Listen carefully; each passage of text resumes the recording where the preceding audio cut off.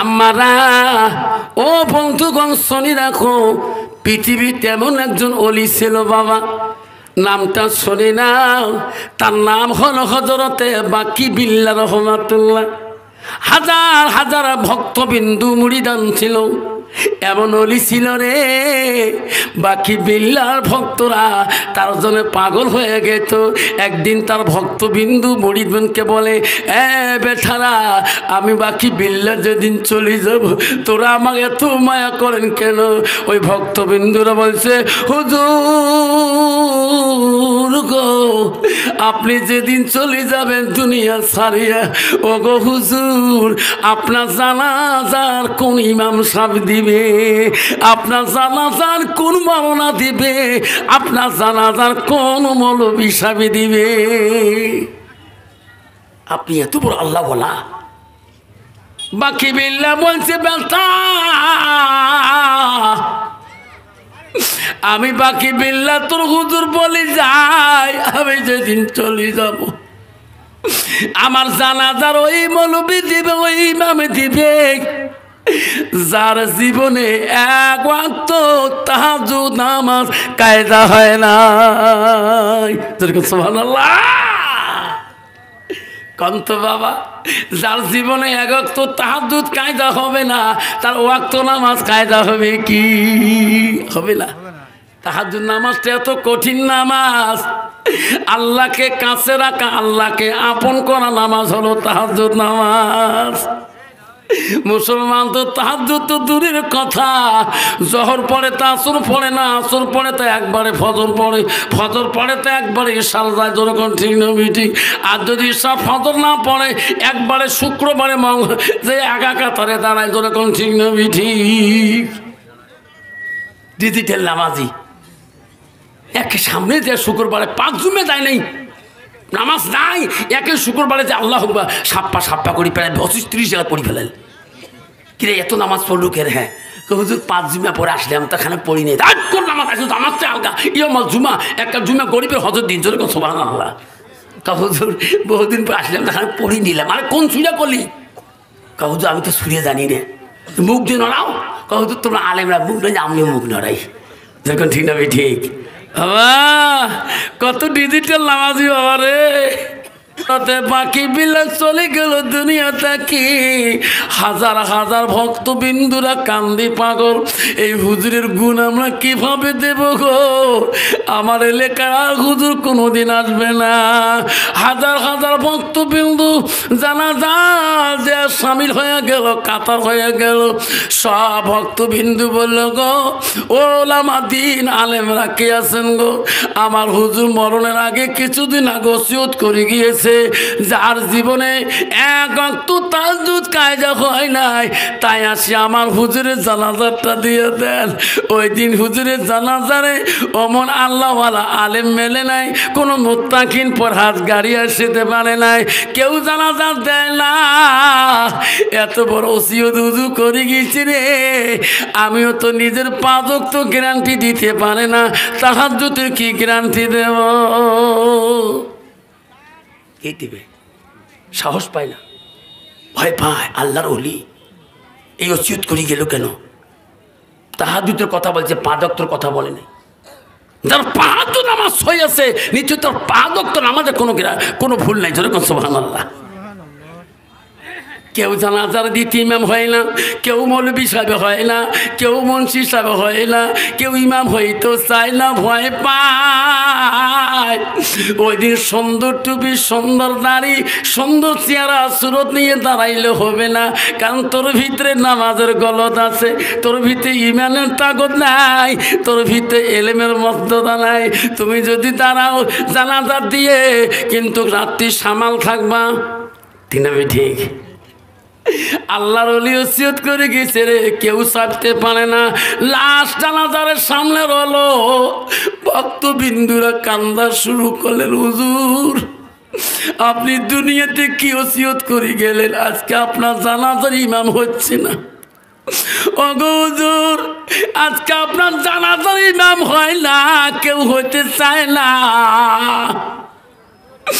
এমন সময় দেখে রে সামনের দিকে একটা মানুষ ঘোড়ার পৃষ্ঠে চড়িয়ে এত দ্রুত বেগে ঘোড়াটা চাবুক দিয়ে ধুলে অন্ধকার হইয়া বাকি বিল্লার লাশের সামনে দাঁড়াইলেন। সুবহানাল্লাহ। ঘোড়ার থাকি নামি বললাম, বেঠা ও ভাই তোমার সবাই দাঁড়ে যাও, হুজুরের জানাজা আমি দেব। সুবহানাল্লাহ বলবেন না?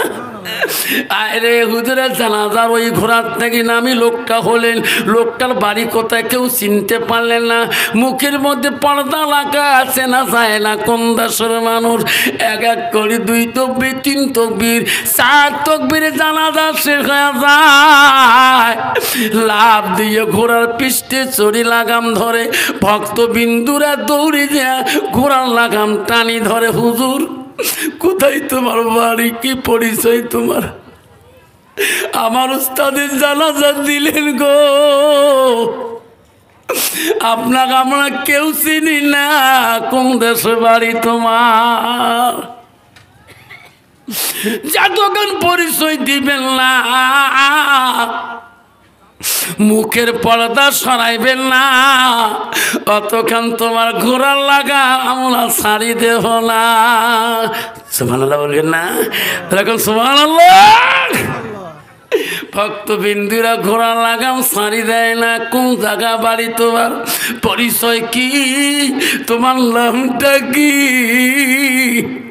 তখন বলল, বেটা রে আমার পরিচয় দেওয়ার দরকার নাই, আমার ঘোড়ার লাগাম ছাড়ি না রে বেটা।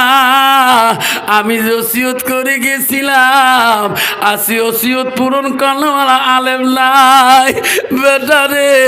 আল্লাহ বলছে বাকি বিলা যা যা, এই ওসিয়ত পূরণ করাওয়ালা আজকে তোর জানাজার ইমাম পাওয়া যায় না। বাকি বিলা যা যা, তোর জানাজা তুই নিজে দিয়া ও আকিবিল্লা রে, নালে তোর জানাজার দুনিয়াতে হবে না। যেরকম সুবহানাল্লাহ। পৃথিবী একজন ওলি ছিল গো, হযরতে বাকি বিল্লাহ রহমাতুল্লাহ, নিজের জানাজার নিজে দিয়েছিল। নাই থাকবে আব্বারা, আজকে আমার জানাজার কি দিবে? আমি মাস্টার, আমি প্রধান, আমি নেতা, আমি প্রফেসর, আমি ডাক্তার, আমি অফিসার, আমি বড় নেত্রী, আমি বড় প্রেসিডেন্ট, আমি বড় গাঁওবুড়া, আমি দোয়ানি, আমার জানাজার কি দিবে? ঠিক না বে ঠিক? জানাজার কি দিবে? আব্বা আমার শোনার জানারা, আমার মা বলে না শুনি রাখেন, আমরা যারা পর্দা আছেন, মা বোন আছে, আমার মা বোনেরা শুনে রাখেন, নবীর ভালোবাসা আকরামার মধ্যে কেমন রইলেন। পাহাড়ে জঙ্গলে ফেলে দিলেন, জঙ্গলের পশুরা পর্যন্ত আকরামাকে বলে, আকরামা কান্দিস না রে, কান্দিস রে, আমরা জঙ্গলের পশুরা তোর কান্নান দেখতে পারি না, কষ্ট পাই। আকরামা তোকে আমরা রাহাবরি করি মুহাম্মদ নবীর কাছে নিয়ে যাব। সুবহানাল্লাহ। আকরামা গভীর রাইতে কান্দে জঙ্গলের ভিতরে, জঙ্গলের পশুরা আকরামা হাতের বানগুলা কামড়ে কামড়ে ছিঁড়ি দেয়, পায়ের বানগুলো ছিঁড়ি দেয়, চোখের বান খুলে দিয়ে আকরামাকে জঙ্গলের পশু পর্যন্ত বিশ্ব নবীর বাড়ির কাছে রাখি যায়। সুবহানাল্লাহ। গভীর রাইতে আকরামা কান্দে রে, আমার সোনার নবীর বাড়ির পিছনে আমার নবী ঘুমিয়ে গেছে, কে কান্দে গো? আমার বাড়ির সামনে কে কান্দে? নবী ঘুম থেকে উঠিল রহমাতুল্লিল আলামিন, উঠি ঘুম থেকে দেখে ওই আবু জেলির বেটা আকরামা কেন কান্দে? ভাই আকরামা তোমার অবস্থা কেন ভাই ধরন হয়েছে, তুমি এত কাঁদছো কেন? আকরামা তখন বলো, গো নবী যেদিন থেকে তোমার সাথে আমার মোলাকাত হয় সেদিন থেকে আমার দুশ্মন বাড়িয়ে যায়। ও গো নবী আমাকে পানির ভিতরে ফেলে দিছে, গভীর পানির নিচে ছিলাম। ওগো নবী, ওই পানির নিচে প্রাণী পর্যন্ত তোমার গুণগান করে। ওগো নবী, জঙ্গলে ফেলে দিচ্ছে দুশ্মনরা, ওই জঙ্গলের প্রাণীরা পর্যন্ত তোমার জন্য কান্দে। ওই জঙ্গলের প্রাণীরা এই জায়গায় তুই এই জঙ্গলে চলে গেল। নাই থাকবে নবী গো, আমি কোন পথে গেলে আমি আল্লাহকে পাবো? আমার নবী বললাম, তুমি ওই পথে যাও, দিনা সিরাতাল মুস্তাকিম, সৎ পথে তুমি চলো। আর পড়ো লা ইলাহা, সবাই কোন লা ইলাহা ইল্লাল্লাহু মুহাম্মাদুর রাসূলুল্লাহ। নাই তাকবীর।